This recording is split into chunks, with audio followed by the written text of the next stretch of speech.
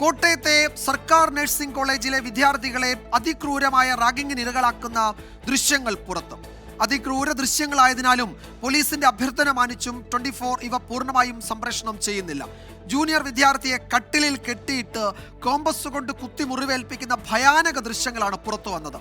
ഇത്തരം സംഭവങ്ങൾ ആവർത്തിക്കപ്പെടാതിരിക്കാനുള്ള കരുതലിനും ജാഗ്രതയ്ക്കുമുള്ള ഒരു മുന്നറിയിപ്പ് എന്ന നിലയിലാണ് ഈ ദൃശ്യങ്ങൾ. പീഡന വിവരങ്ങൾ പുറത്തു പറയാതിരിക്കാൻ കുട്ടികളെ സീനിയർ വിദ്യാർത്ഥികൾ ഭീഷണിപ്പെടുത്തിയെന്ന് റാഗിങ്ങിന് ഇരയായ കുട്ടിയുടെ പിതാവ് 24നോട് പറഞ്ഞു.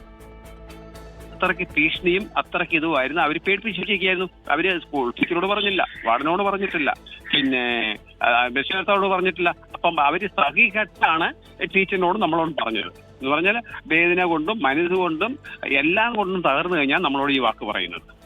ഇപ്പം അതുകൊണ്ട് നമ്മളിനി എന്നാ ചെയ്യുമെന്ന് വെച്ചാൽ ഇത് ഇനി കേസ് മുന്നോട്ട് പോവുക, അല്ലാതെ വേറെ വഴിയില്ല. പ്രതികൾ നഴ്സിംഗ് സംഘടനാ നേതാക്കളെന്ന് KSU സംസ്ഥാന പ്രസിഡന്റ് അലോഷ്യസ് സേവ്യർ 24നോട് പറഞ്ഞു. ലഹരി ഉപയോഗത്തെ ക്യാമ്പ് തുടച്ചു നീക്കണമെന്നും അലോഷ്യസ് സേവ്യർ. വിദ്യാർത്ഥികൾക്ക് ഗുണകരമായിട്ടുള്ള രീതിയിലേക്ക് നിലകൊള്ളേണ്ടുന്ന ആളുകൾ തന്നെ ഇത്തരം പ്രവൃത്തിയിലേക്ക് മാറുമ്പോൾ എന്ത് സന്ദേശമാണ് അവർ വിദ്യാർത്ഥി പ്രവർത്തന മേഖലയിലേക്ക് കൊടുക്കുന്നത് എന്ന് നമ്മൾ കരുതുകയാണ്. ഒരു കാര്യം കൂടി പറഞ്ഞു വയ്ക്കാൻ ആഗ്രഹിക്കുന്നത്, ഈ ആഴ്ചപ്പടി ഈ വിദ്യാർത്ഥികൾ ശേഖരിച്ചിരുന്നു എന്ന് മനസ്സിലാക്കുന്നു. അത് ലഹരിയുടെയും മറ്റു ഉപയോഗത്തിന് വേണ്ടിയിട്ട് ഹോസ്റ്റലുകൾ കേന്ദ്രീകരിച്ചുകൊണ്ട്, കേരളത്തിലെ ക്യാമ്പസുകൾ കേന്ദ്രീകരിച്ചുകൊണ്ട് വലിയ രീതിയിലേക്കുള്ള ലഹരിയുടെ ഉപയോഗം വർദ്ധിക്കുന്നുണ്ട് എന്നാണ് ഈ ഓരോ ദിവസവും ഉണ്ടാകുന്ന ഇൻസിഡന്റുകളിൽ നിന്നെല്ലാം നമുക്ക് മനസ്സിലാകുന്നത്. വിശദാംശങ്ങൾ ടോബി ജോൺസൺ നൽകും കോട്ടയത്ത് നിന്ന്. ടോബി, ഈ ദൃശ്യങ്ങൾ പൂർണ്ണമായും കാണുന്ന ഒരാൾക്ക് എത്രയോ ദിവസം അയാളുടെ ഉറക്കം നഷ്ടപ്പെടും. അത്രത്തോളം ഭയാനകമാണ്, അത്രത്തോളം പേടിപ്പിക്കുന്ന, യഥാർത്ഥത്തിൽ ഞെട്ടിക്കുന്ന ദൃശ്യങ്ങൾ എന്നൊക്കെ നമ്മൾ പലപ്പോഴും പറയാറുണ്ട്. ഇത് ഞെട്ടിക്കലല്ല, നമ്മളെ വല്ലാതെ തളർത്തുന്ന ദൃശ്യങ്ങളാണ്. അപ്പോൾ ഈ ദൃശ്യങ്ങൾ പൂർണ്ണമായും പുറത്തു വന്നിട്ടുണ്ട്. പോലീസിന്റെ അഭ്യർത്ഥന മാനിച്ച് നമ്മളത് അതേ നിലയിൽ കാണിക്കുന്നില്ല. അത് കാണാനുള്ള ധൈര്യം അല്ലെങ്കിൽ ശേഷി എത്ര ആളുകൾക്കുണ്ട് എന്ന് നമുക്കറിയില്ല. അപ്പോൾ എന്താണ് ടോബി ഈ കേസിൽ നടക്കാൻ പോകുന്നത്? കൂടുതൽ കുട്ടികൾ ഇതിന് ഇരയാക്കപ്പെട്ടിട്ടുണ്ടോ? കൂടുതൽ ആളുകൾ ഈ ക്രിമിനൽ സംഘത്തിൽ ഉൾപ്പെട്ടിട്ടുണ്ടോ? സീനിയർ ക്രിമിനലുകൾ അവരുടെ കൂട്ടത്തിൽ കൂടുതൽ ആളുകൾ ഉൾപ്പെട്ടിട്ടുണ്ടോ എന്നതൊക്കെ പോലീസ് കണ്ടെത്തുമോ?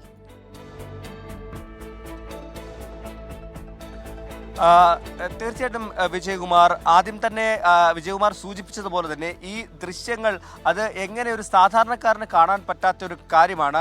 അപ്പോൾ ഈ ദൃശ്യങ്ങൾ കാണുന്ന മാതാപിതാക്കൾ, ഇവരെ പഠിപ്പിക്കാൻ വിട്ട മാതാപിതാക്കൾ, ഈ കോളേജിലേക്ക് പറഞ്ഞു വിട്ട അവരുടെ രക്ഷിതാക്കൾ, ഇവരൊക്കെ എങ്ങനെ ഇത് കണ്ട് അവർക്ക് സമാധാനമായി വീട്ടിലിരിക്കാൻ കഴിയുമെന്നൊരു ചോദ്യമാണ് ആദ്യം നമ്മുടെ മനസ്സിലേക്ക് ഈ ദൃശ്യങ്ങൾ കണ്ടപ്പോൾ ഓടി വന്നത്.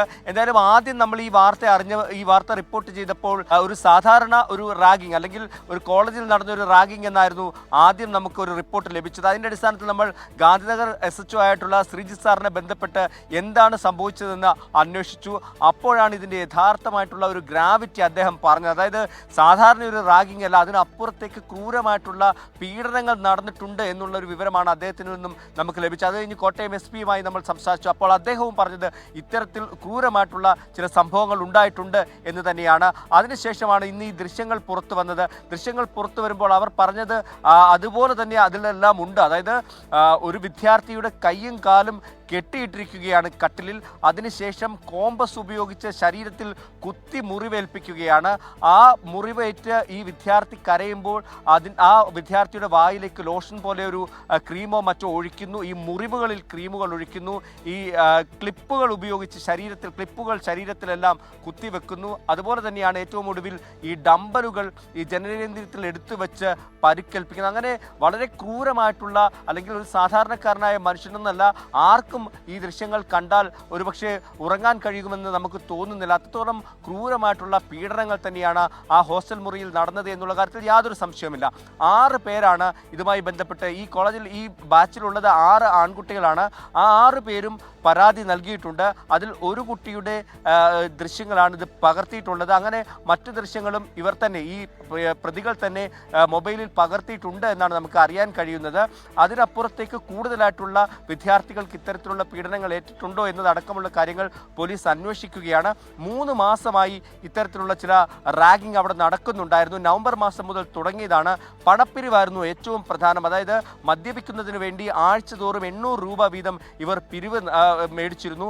അത് നൽകാത്തവരെ കത്തി ഉപയോഗിച്ച് ഭീഷണിപ്പെടുത്തി, കഴുത്തിൽ കത്തി വെച്ച് ഭീഷണിപ്പെടുത്തിയിട്ടുണ്ട്. മുട്ടുകുത്തി നിർത്തിയതിനു ശേഷം കരണത്തടിച്ചിട്ടുണ്ട്. അങ്ങനെയുള്ള നിരന്തരമായിട്ടുള്ള പീഡനങ്ങളാണ്. അത് സഹിക്കാൻ വയ്യാതെയാണ് ഈ വിദ്യാർത്ഥികളിൽ 3 പേർ കഴിഞ്ഞ ദിവസം പ്രിൻസിപ്പലിന് പരാതി നൽകുന്നതും അതിനുശേഷം ആ പരാതി SHOയുടെ ഗാന്ധിനഗർ SHOയ്ക്ക് മുൻപാകെ വരുന്നതും SHO നടത്തിയ അന്വേഷണത്തിലാണ് ഞെട്ടിക്കുന്ന ഈ വിവരങ്ങൾ. അവരും ആദ്യമേ ഇതൊരു റാഗിംഗ് എന്നുള്ള രീതിയിലാണ് അന്വേഷണം തുടങ്ങിയത്. പക്ഷേ ഈ മൊബൈൽ ഫോണിൽ നിന്നും ഈ ദൃശ്യങ്ങൾ ലഭിച്ചതോടുകൂടിയാണ് ഇതിൻ്റെ ഒരു ഗ്രാവിറ്റി കൂടുതലാണെന്ന് മനസ്സിലായത്. അങ്ങനെയാണ് മറ്റ് പ്രതികളെ, ഈ 5 പ്രതികളെയും ഉടൻ തന്നെ കസ്റ്റഡിയിലെടുക്കുന്നതും അവരുടെ അറസ്റ്റ് രേഖപ്പെടുത്തുന്നതും. ഇതിൽ മറ്റൊരു പ്രധാനപ്പെട്ട കാര്യം, എടുത്തു പറയേണ്ട ഒരു കാര്യം, ഇത്തരം ക്രൂരമായിട്ടുള്ള സംഭവങ്ങൾ നടന്നിട്ടും ആ കോളേജ് അധികൃതർ ഇത് അറിഞ്ഞില്ല എന്നുള്ളൊരു വിചിത്രവാദം ഇന്നലെ മുന്നോട്ട് വെക്കുകയുണ്ടായി. നമ്മൾ അപ്പോൾ തന്നെ അതിനെ ഖണ്ഡിച്ചിരുന്നു. എന്തുകൊണ്ട് അറിഞ്ഞില്ല, അവിടെ ഒരു വാർഡനില്ലേ, ഒരു കെയർടേക്കറില്ലേ എന്നതടക്കമുള്ള കാര്യങ്ങൾ ചോദിച്ചിരുന്നു. പ്രിൻസിപ്പാളിനാണ് വാർഡൻ്റെ ചുമതലയുള്ളത്. അവർ അത് ഈ ഹോസ്റ്റലിൻ്റെ ചുമതല മറ്റൊരു കെയർടേക്കർക്ക് കൊടുക്കുന്നു. അവർ ആ കെയർടേക്കർ, ആ ഹോസ്റ്റൽ വാർഡൻ, ചുമതലയുള്ള ഹോസ്റ്റൽ വാർഡൻ താമസിക്കുന്ന മുറിക്ക് തൊട്ടടുത്താണ് ഈ 1ാം വർഷ വിദ്യാർത്ഥികൾ താമസിക്കുന്നത്. അത്രയും അടുത്ത മുറിയിൽ ഇത്രയും സംഭവം നടന്നിട്ട്, ഇത്രയും ക്രൂരകൃത്യം നടന്നിട്ട് അതൊന്നും അറിഞ്ഞില്ല അവിടുത്തെ ഹോസ്റ്റൽ വാർഡനും മറ്റുള്ളവരും എന്ന് പറയുമ്പോൾ അതും നമുക്ക് വിശ്വസിക്കാൻ സാധിക്കുന്നില്ല. പോലീസും അത് തന്നെയാണ് പറയുന്നത്. അതുകൊണ്ടാണ് ഇവരുടെ എല്ലാം മൊഴി വിശദമായി രേഖപ്പെടുത്താനുള്ള ഒരു നീക്കത്തിലേക്ക് പോലീസ് കടന്നിരിക്കുന്നത്. എന്തായാലും അതിക്രൂരമായിട്ടുള്ള പീഡനങ്ങൾ തന്നെയാണ് റാഗിംഗ് എന്ന പേരിൽ അവിടെ നടന്നത് എന്നുള്ള കാര്യത്തിൽ സംശയമില്ല. ഇന്നലെ തന്നെ നമ്മളത് റിപ്പോർട്ട് ചെയ്തിരുന്നു. പക്ഷേ ഇന്ന് അതിൻ്റെ ദൃശ്യങ്ങൾ പുറത്തു വരുമ്പോൾ അത് കേരളത്തെ തന്നെ ഞെട്ടിച്ചിരിക്കുകയാണെന്നുള്ള കാര്യത്തിൽ യാതൊരു സംശയവുമില്ല. വിജയകുമാർ. യെസ് ടോബി, ഇതിലിപ്പോൾ ഈ പ്രതികൾ റിമാൻഡിലാണ്. ഇതിൽ നിലവിൽ ചുമത്തിയിരിക്കുന്ന വകുപ്പുകൾക്കപ്പുറത്തേക്ക് കൂടുതൽ വകുപ്പുകൾ അത് ഈ കേസിൽ ചുമത്തേണ്ടി വരില്ല. ഇപ്പോൾ ഇതിൽ ഈ ദൃശ്യങ്ങളിൽ ശരീരമാസകലം കുത്തുന്നുണ്ട്. അപ്പോൾ ഈ കുട്ടികൾ ഒരുപക്ഷെ ആ സമയത്ത് അവർ കരയുന്നു. ആ കരയുമ്പോൾ ഈ സീനിയർ ക്രിമിനലുകൾ അടുന്ന് അട്ടഹസിക്കുകയാണ്, ചിരിക്കുകയാണ്. വായിലേക്കൊക്കെ എന്തൊക്കെയോ ദ്രാവകം ഒഴിച്ചു കൊടുക്കുന്നുണ്ട്, ഗുണ്ടാപ്പിരിവ് നടത്തുന്നുണ്ട്. ടോബി പറഞ്ഞതുപോലെ ഹോസ്റ്റൽ വാർഡൻ എന്ന് പറയുന്ന ആ ആള് താമസിക്കുന്നതിന് തൊട്ടടുത്ത റൂമിലാണ് ഈ ക്രൂരകൃത്യം ആകെ അരങ്ങേറുന്നത്. അപ്പോൾ ഇതിൽ അറിഞ്ഞിട്ടും ഇടപെടാതിരുന്നതാണോ എന്നതൊക്കെയുള്ള ചോദ്യങ്ങളുണ്ട്. അപ്പോൾ കേവലം ഈ സീനിയർ ക്രിമിനലുകൾ മാത്രമല്ല ഇതിൽ അന്വേഷണ പരിധിയിൽ വരേണ്ടത്, അതിനപ്പുറത്തേക്ക് കൂടുതൽ ആളുകൾ അന്വേഷണ പരിധിയിൽ വരണം. ആ നിലയിൽ വിപുലമായ ഒരു അന്വേഷണം, കേവലം ഒരു റാഗിംഗ് പീഡനം എന്നതിനപ്പുറത്തേക്ക് കൂടുതൽ വിപുലമായ അന്വേഷണം നടത്തേണ്ടതല്ലേ? ആ നിലയ്ക്ക് തന്നെയാണോ പോലീസ് മുന്നോട്ട് പോകുന്നത്?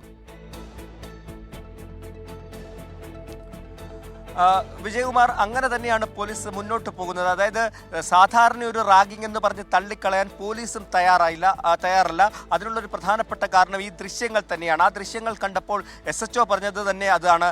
അങ്ങനെ ഒരു വെറുതെ ഒരു റാഗിംഗ് എന്ന് പറഞ്ഞ് ഇതിനെ തള്ളിക്കളയാൻ സാധിക്കത്തില്ല. ഇത് ഇത്രയും ക്രൂരമായി ഇങ്ങനൊരു കാര്യം ചെയ്യണമെങ്കിൽ അതൊരു ക്രിമിനൽ മൈൻഡ് ഉള്ളത് കൊണ്ടാണെന്നുള്ള കാര്യത്തിൽ യാതൊരു സംശയവുമില്ല. മറ്റൊരു കാര്യമാണ്, ഈ കോളേജ് അധികൃതർ എന്തുകൊണ്ട് അറിഞ്ഞില്ല? ഈ വിദ്യാർത്ഥിയുടെ മാതാപിതാക്കൾ മിനിഞ്ഞാന്ന് പ്രിൻസിപ്പാളിന് പരാതി നൽകുമ്പോൾ മാത്രമാണ് അവർ അറിഞ്ഞത് എന്ന് പറയുമ്പോൾ അതൊരു വിചിത്ര ന്യായമായി വേണമെങ്കിൽ നമുക്ക് പറയാം. നമുക്ക് തന്നെ സംശയം തോന്നിപ്പോകുന്നു. ഇങ്ങനെ ഇത്രയും ക്രൂരമായ ഒരു കാര്യം നടന്നിട്ട് അവിടെ ആൻറ്റി റാഗിംഗ് സെല്ലുണ്ട്, അവിടെ ഈ പരാതി വന്നിട്ടില്ല.